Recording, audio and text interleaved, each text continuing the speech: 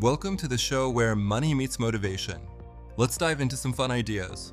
The wealth myth. Now most people think about becoming millionaires or building wealth as something reserved for a select few or a certain type of person, but the truth is it does not matter who you are.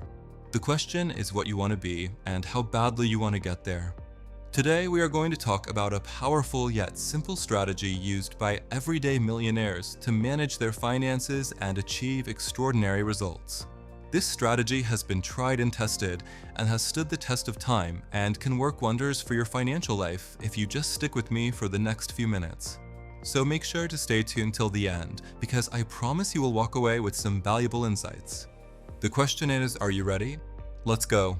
So what is the secret weapon of everyday millionaires when it comes to wealth management? You may have already guessed it from the title. It is the 50-30-20 rule. But before I go into details, let's try a little quiz. Which category do you think you spend the most on? Is it your housing, groceries, transportation, or entertainment? Be honest with yourself. Now reveal the answer. Housing, right? Yep, it is the biggest expense for most people. But here is where things get interesting. According to the 50-30-20 rule, you should not be spending more than 50% of your income on housing. How does that sound? Right now, the average American spends over 35% of their income on housing, and that number keeps going up. So let me ask you again, do you think you are in the clear? Take a moment to assess your situation, and if you find yourself spending more than 50% on housing, do not worry. We are going to talk about how to tackle that problem later in the video. But first, let us see how the 50-30-20 rule works. Here is an example. Imagine you have a monthly income of $6,000. According to the 50-30-20 rule, you should allocate 50% of your income towards your needs. That means you have $3,000 left for wants and savings. Now let us talk about your needs. This includes expenses like rent or mortgage payments, utilities, groceries, and transportation. For most people, these expenses account for around half of their monthly income. So if you are earning $6,000 a month, you would spend around $3,000 on your needs. And remember, this is just an example. Your actual needs might be higher or lower depending on your circumstances. So if you are living in a big city with high living expenses, you might need to spend more than $3,000 on your needs. On the other hand, if you live in a more affordable area, you might be able to get away with spending less. Next, we have wants. These are things like eating out, shopping, and entertainment. And according to the 50-30-20 rule, you should allocate 30% of your income towards your wants. In our example, that means you would have $1,800 left after covering your needs. So if you are making $6,000 a month, you should be spending no more than $1,800 on your wants. Remember, this is just a guideline. Your actual wants budget might be higher or lower depending on your priorities and lifestyle. For example, if you love traveling, you might need more money for your wants category. On the other hand, if you prefer staying at home, you might be able to save more. And finally, we have the savings category. This is where the rubber meets the road when it comes to building wealth. And according to the 50-30-20 rule, you should be saving at least 20% of your income. In our example, that means you would have $1,200 left to save each month. So if you are making $6,000 a month, you should be setting aside at least $1,200 in savings. Remember, this is just a guideline. Your actual savings amount might be higher or lower depending on your financial goals and priorities. For example, if you are planning to buy a house soon, you might need to save more. On the other hand, if you are still a few years away from retirement, you might be able to save less. So let us see how the 50-30-20 rule actually works in real life. Let us take a look at two people with the same income.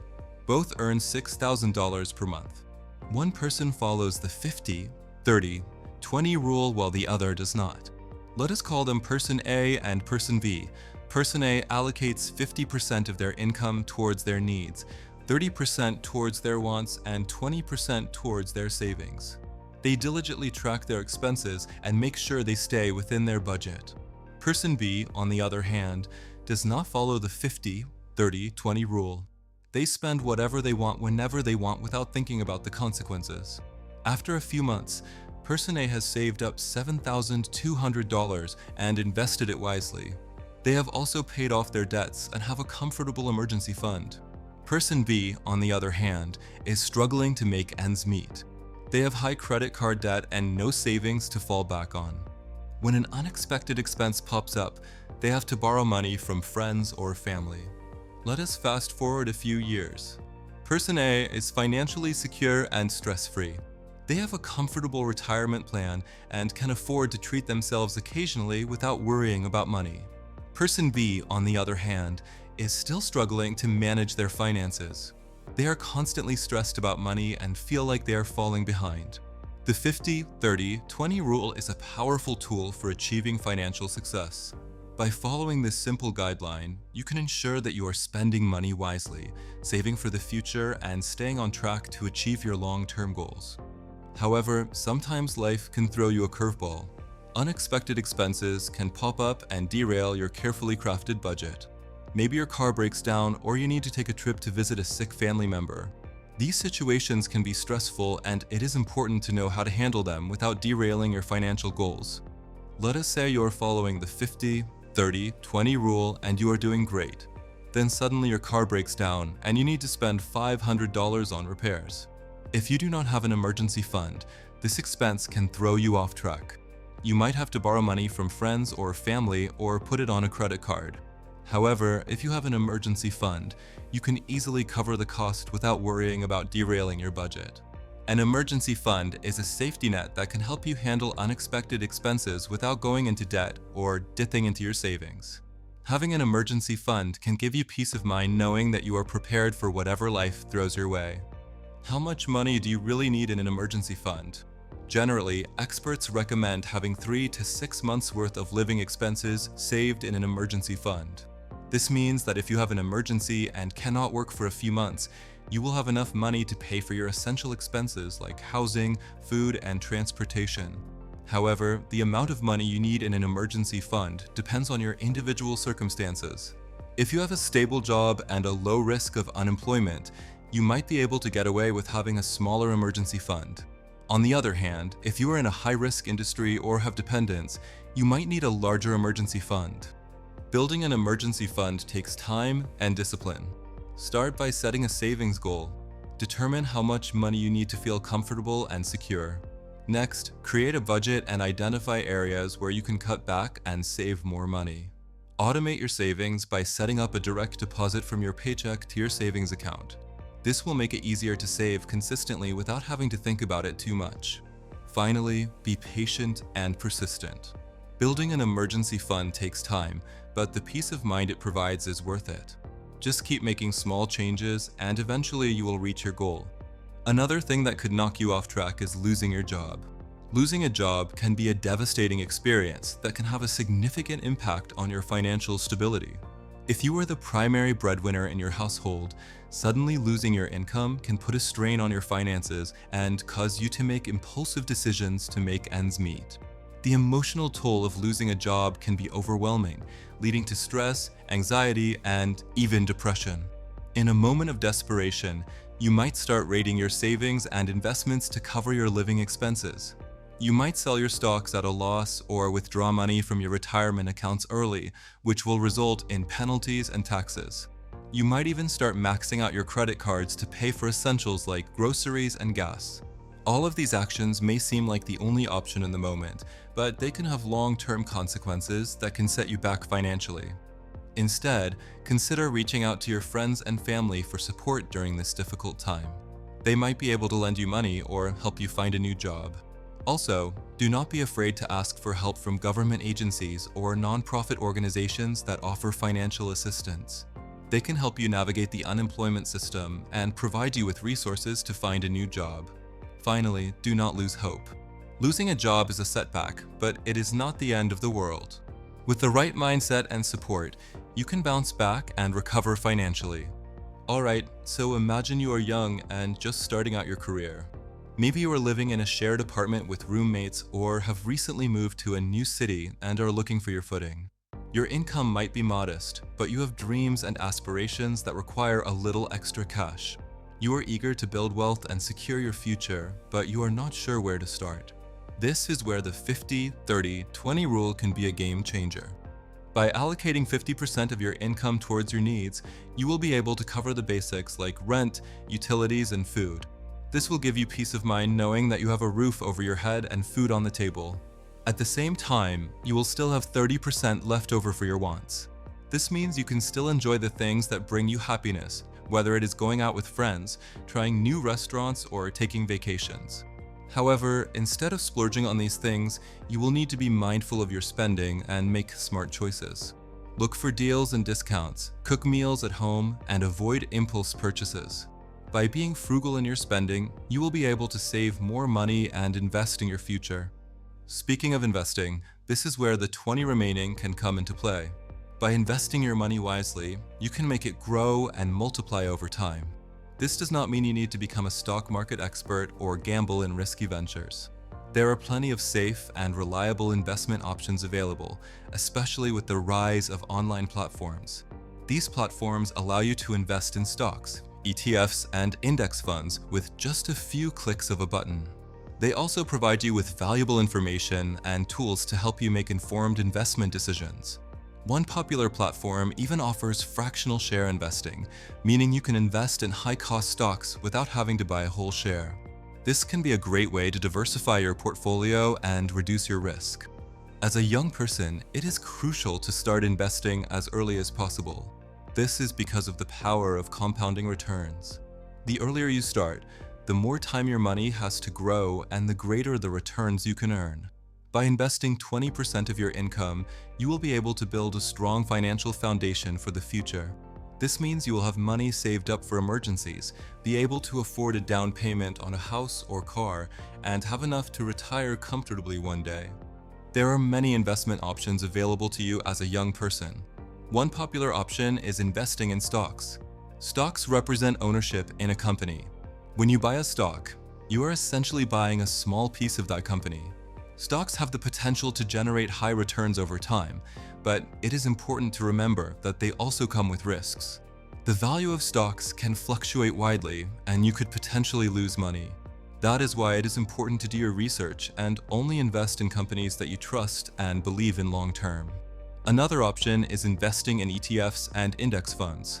ETFs and index funds allow you to invest in a diversified portfolio of stocks with just one investment. This can be a great way to reduce your risk and increase your potential returns. ETFs and index funds are also typically low cost, meaning you will not have to pay high fees to manage your investments. It is important to remember that investing is a long-term game, and it is crucial to stay patient and consistent with your investments. Do not panic if the value of your investments drops.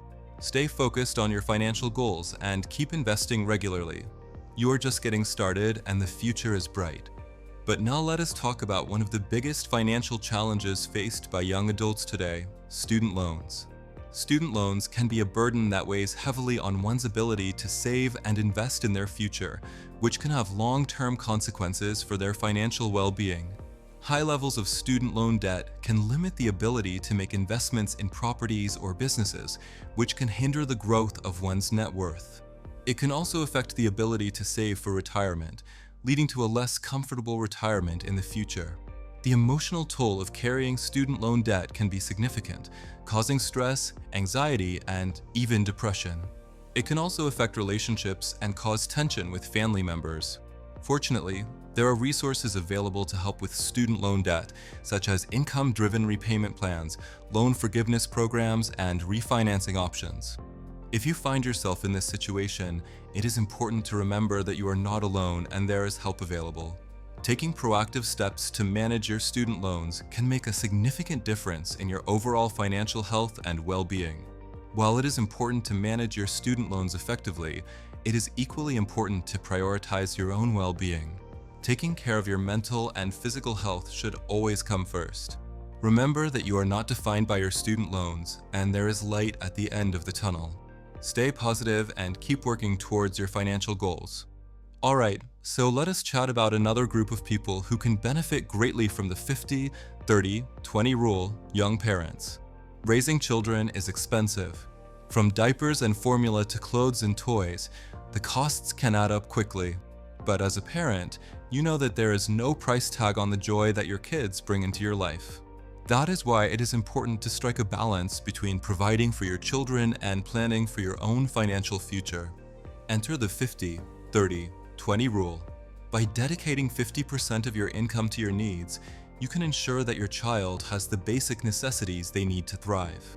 This includes food, clothing, shelter, and education.